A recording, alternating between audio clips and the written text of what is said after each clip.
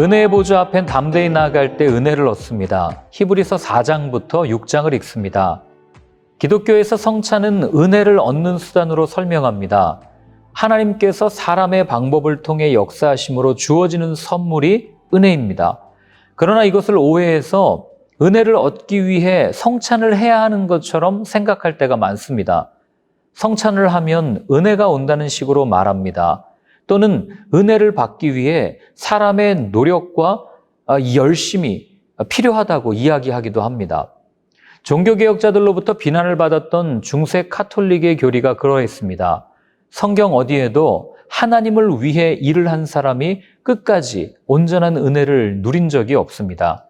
하나님을 향한 열심의 출발이 나에게서 시작되었기 때문입니다.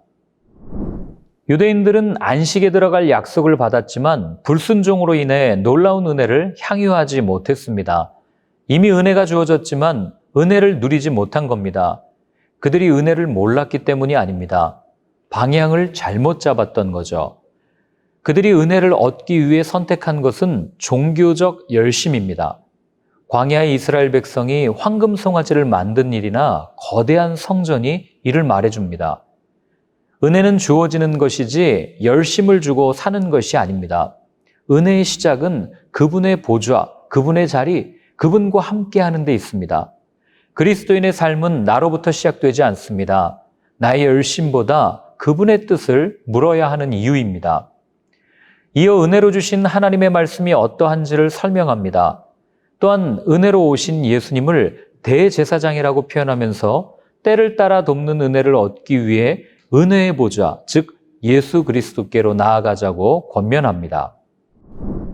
대제사장은 지성소에 들어갈 수 있는 유일한 사람입니다. 아론은 대제사장의 원조입니다. 그러나 예수님이 아론보다 크십니다. 히브리서 저자는 독자들에게 심각한 당부를 합니다.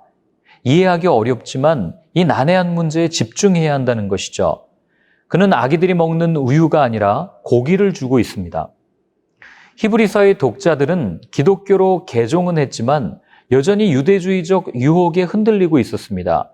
신앙의 연조는 오래되었지만 할례, 율법 등의 유혹에 흔들리며 많은 이들이 믿음을 저버리고 배교하거나 현실에 맞추어 타협했습니다.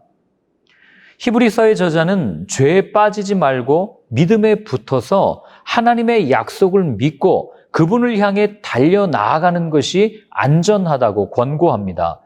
이 약속들은 예수님 안에 있습니다. 그분은 대제사장보다 크신 분이십니다. 회중과 지성소를 나눠놓은 휘장이 둘로 찢어졌습니다. 예수님은 지성소를 지나 나아가셨고 이제 하늘에서 우리를 기다리십니다. 하나님을 신뢰한다면 내 처지와 상황에 따라 말씀을 판단하는 신앙이 아니라 어떤 상황 속에서도 그분의 말씀에 순종해야 합니다. 선포된 말씀에 비추어 내가 해석되는 것이지 내 처지에 말씀을 맞추는 것이 아닙니다.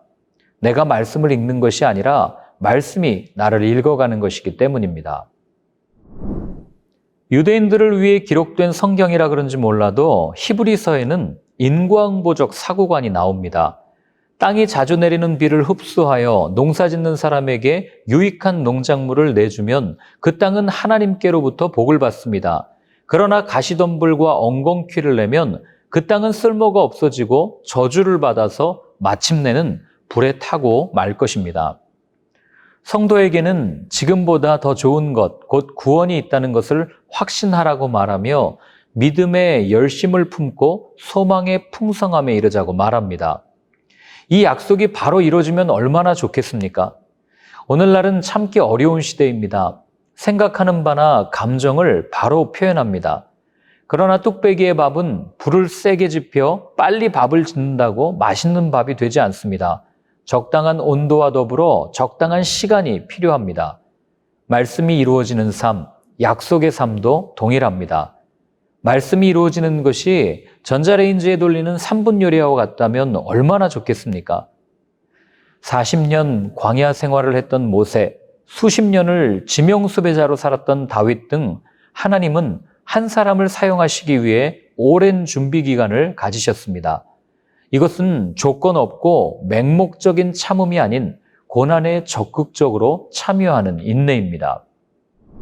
움직이던 물체는 계속 움직이려 하고 정지된 물체는 계속 정지하려는 성질을 말한 것이 뉴턴의 운동 제1법칙 관성의 법칙입니다. 사람의 마음에도 관성의 법칙이 적용됩니다. 합리화, 자기애, 고정관념 등 내가 하고 싶은 대로 하던 대로 하려는 마음입니다. 문제는 이런 관성이 개혁이라는 장애를 만나면 갈등을 일으킵니다. 작은 습관 하나를 고치는 것이 얼마나 힘든지 아시지 않습니까? 신앙에 있어서도 마찬가지입니다. 전통과 정통이라는 이름으로 익숙해져 버린 예전과 관습들, 이것으로부터 벗어나는 것이 얼마나 어려운 일인지 모릅니다. 예수님께서 오셔서 성전을 정리하신 사건이 바로 관성을 거스른 충돌이었습니다. 사람의 습관대로 굳어버린 하나님에 대한 화석을 깨뜨리셨습니다. 굳은 마음을 깨는 방법은 오직 성령의 은혜뿐입니다. 그러기 위해서 히브리서는 그리스도의 도의 초보를 버리고 완전한 대로 나아가자 권합니다. 율법으로 선을 그어놓고 정죄하는 것이 아닌 사랑으로 품어주는 완전한 것 말입니다.